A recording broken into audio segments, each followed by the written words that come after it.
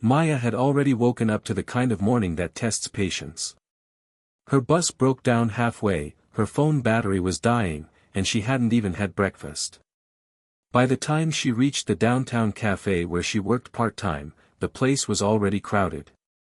The manager was late, one coworker had called in sick, and a demanding customer had just complained that her latte had one bubble too many. Maya was holding everything together with pure willpower and caffeine fumes. While juggling orders, she noticed a tall, well-dressed man standing near the counter, scanning the room as if he owned it. She assumed he was just another impatient customer waiting to be served. Without checking the staff schedule, she also believed he might be the new supply representative who was supposed to arrive that morning with their delayed coffee beans shipment. And in her frustration, that was enough to set off a spark. He stood there calmly, checking his watch, not even attempting to order.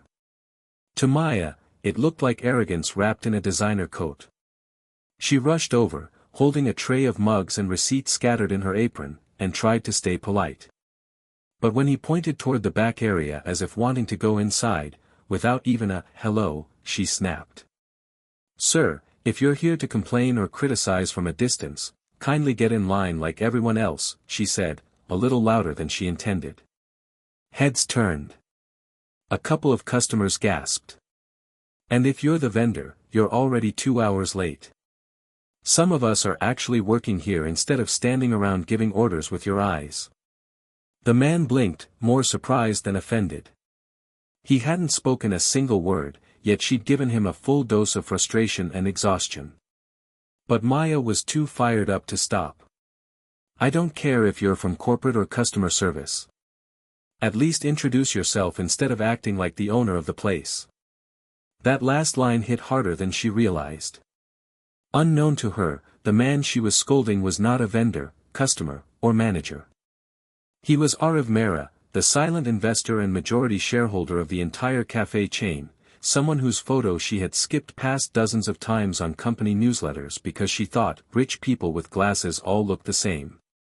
He was visiting unannounced to evaluate staff performance and understand customer experience from the ground level. Yet in that moment, to Maya, he was just another privileged man blocking the counter and staring like royalty. She stormed off to the espresso machine with the same energy of someone who had just defended a kingdom, unaware she had just yelled at the wrong millionaire.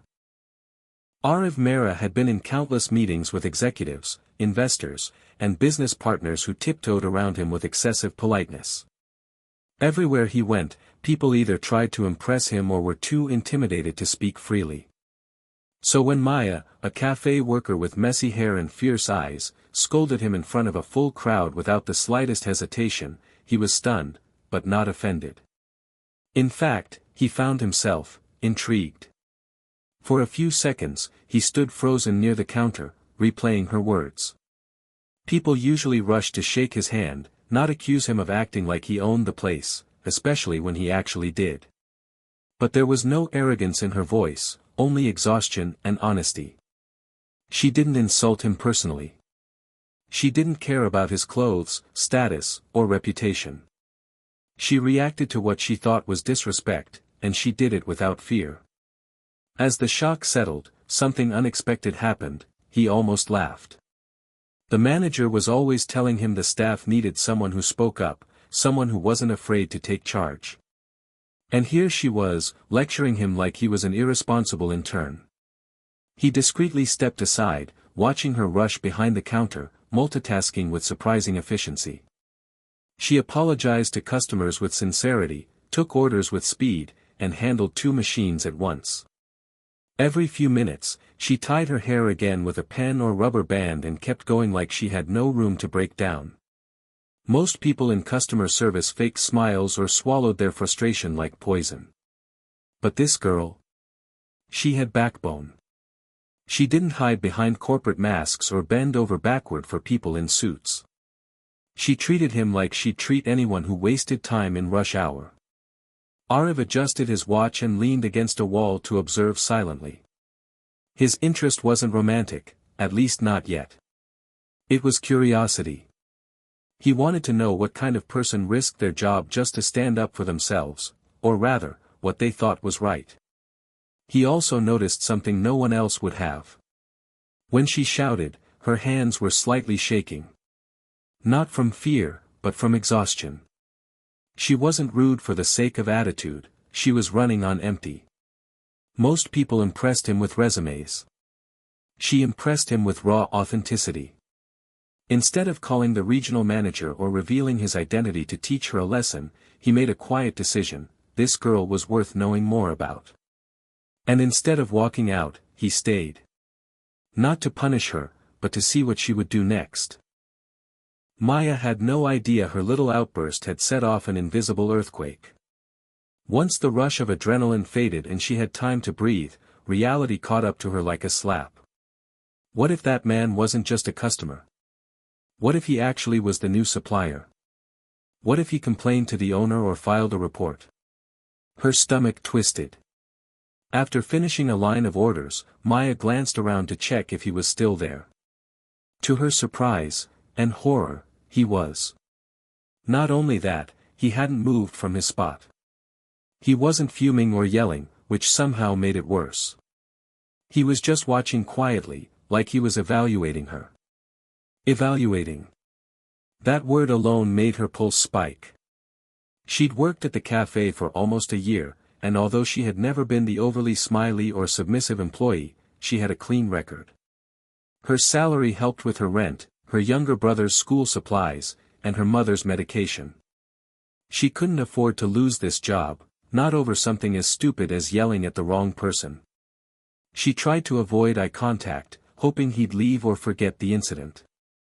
But her co-workers weren't helping. "Who was that guy?" whispered Sana, stacking plates. "I don't know, maybe a private inspector," another muttered. "Or someone from corporate," added the barista who'd overheard. Corporate. That was the word that paralyzed her. Suddenly, her brain replayed every warning the manager had ever given: be nice to customers. VIPs visit anonymously. Our investors sometimes drop by unannounced. Head office sends undercover evaluators. Great, she thought. I just yelled at the undercover boss. At one point, the stranger took a seat and sipped the black coffee she had given someone else to deliver. He looked too calm. Too patient. Too powerful to be a random customer. Maya's hands trembled slightly as she cleaned the espresso machine. She mentally drafted apologies in 3 different tones: formal, casual, and desperate. None of them sounded genuine enough. Then, her worst fear walked in. Her manager, Mr. Rahim, rushed into the cafe, late and panicking, looking directly at the man she had yelled at. His eyes widened with recognition, and he practically stumbled toward him to shake his hand. Maya froze mid-wipe. The moment their manager bowed slightly and used the words, "Sir, you should have informed us," she knew she was doomed. Not fired, wrecked. A cold wave of dread washed over her. She didn't know who he was yet, but one thing was crystal clear. She had just shouted at someone she absolutely shouldn't have, and the consequences were coming. While Maya was drowning in panic and wiping the counter like her life depended on it, she had no clue that someone else had seen the entire incident unfold, not just customers, not just co-workers, but someone far more influential than all of them combined. A woman in her late 50s sat by the window, quietly observing everything with a serene expression and eyes that missed nothing. She wore a simple pastel shawl, carried a leather handbag, and had the kind of graceful poise that made people assume she was a retired professor or an elegant social worker. No one realized she was Kavita Mehra, mother of billionaire entrepreneur Arif Mehra. She had insisted on coming along that day, claiming she wanted to see how her son's cafe chain functioned at the ground level. Arif didn't object. He knew his mother's instincts were sharp, sometimes even sharper than his business advisors. From her table, she had watched it happen like a scene from a drama, Maya charging forward, fierce and determined, scolding her son with complete disregard for status, name, or wealth. Instead of being offended, Kavita was delighted. She had always despised superficial politeness. She'd seen too many people bow and smile in front of wealth, only to gossip behind backs. But this girl? She confronted what she thought was arrogance without hesitation.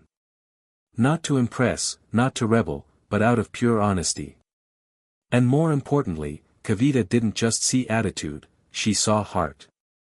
While everyone else judged the outburst, she noticed the little things: how Maya apologized sincerely to elderly customers, how she fixed a child's spilled drink without complaint, how she stepped in for coworkers without being asked, how she looked exhausted but refused to slow down. Kavita leaned back in her chair, smiling faintly. When the manager came rushing in and nearly bowed to Arav, the cafe atmosphere shifted. Staff whispered, customers got curious, and Maya's face lost all its color. Kavita watched her bite her lip and lower her head, bracing for humiliation. But Kavita had already decided something in her mind. Later, as Arav casually sat with his mother at the corner table, he narrated the incident with unexpected amusement. He expected his mother to tease him for being scolded like a schoolboy. Instead, she said something that made him stare. "She has fire," she murmured, stirring her tea without looking up. "And more dignity than half the women I've seen in high society. I like her." Arav blinked. "You like the girl who yelled at me?" Kavita glanced at him calmly. "I like the girl who wasn't afraid of you." From that moment, an unexpected thought bloomed quietly in her mind: this girl, unwittingly, had the makings of a daughter-in-law she'd always hoped for. While the staff scrambled to impress the unexpected VIP and Maya tried to shrink into invisibility, Arav's mother, Kavita Mehra, was busy forming plans of her own, quietly, calmly, and with the certainty of a woman who knew people better than they knew themselves. Most wealthy families were used to flattery, rehearsed politeness, and gold-digging smiles. Kavita, however, had always hated pretenses. She'd spent years searching for someone strong-minded and genuine enough to stand beside her son, the kind of woman who would support him, challenge him, and never chase his bank balance. She had expected to find such a woman in boardrooms or elite social events. Never in her imagination did she think she'd find her in a cafe, yelling at him over a misunderstanding. But throughout the morning, she watched Maya with the kind of curiosity usually reserved for rare discoveries. She saw how Maya's frustration didn't come from arrogance, but exhaustion and responsibility. She noticed how, even in panic, Maya continued helping customers instead of hiding. She also observed that after realizing her mistake, Maya didn't lie or pretend, she simply kept working, too proud to beg and too humble to argue. Kavita had seen spoiled heiresses crumble over a broken nail, and elite daughters throw tantrums if their coffee foam wasn't shaped like a leaf. Yet this girl, with less privilege and more burden, held herself with quiet integrity. By the time the manager nervously apologized to Arav and offered him the VIP lounge, Kavita had already made up her mind. Later, when Arav sat with her at the corner table, she sipped her tea and said casually, "That girl is interesting." Arav raised an eyebrow. "Interesting is one word for it. She nearly strangled me with her tone." "She thought you were misbehaving," Kavita replied. "She wasn't rude for entertainment. She was exhausted and still doing the work of 5 people." "You're defending her." "I'm observing her," she corrected. "And I see someone who doesn't bend her backbone just because a man in a suit walks in." Arav was amused. "So you want me to hire her?" Kavita looked at him with a knowing smile. "I want you to notice her." He pretended not to understand, but his mother's expressions were fluent to him. She had already placed Maya in a category most women had failed to enter: potential daughter-in-law material. Not because of beauty or background, but because of character. She didn't tell Maya anything, didn't interfere, didn't reveal her identity. Instead, she let things unfold naturally, confident that destiny had just introduced her son to the one woman who wasn't afraid to shout at a millionaire, and might one day stand beside him without fear or greed. In Kavita's heart, the approval was sealed. The only question left was, how long until the girl herself realized her life had already begun to change.